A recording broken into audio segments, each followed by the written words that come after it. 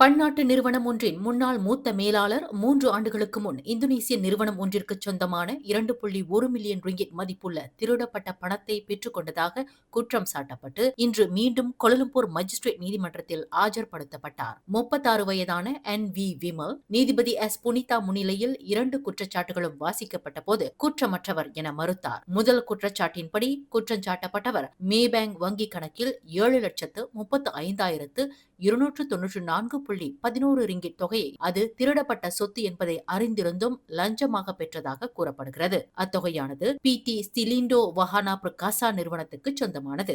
இரண்டாவது குற்றச்சாட்டின் கீழ் அதே நிறுவனத்துக்கு சொந்தமான 14,47,521 ரூபாய் 87 ரிங்கிட் தொகையையும் தனது வங்கிக் கணக்கில் பெற்றதாக குற்றம் சாட்டப்பட்டுள்ளது.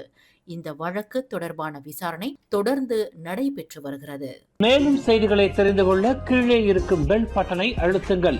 உங்கள் மகிழ்ச்சியை வெளிப்படுத்த லைக் மற்றும் ஷேர் செய்யுங்கள். தொடர்ந்து திசைகளோடு இணைந்திருக்க சப்ஸ்கிரைப் செய்யுங்கள்.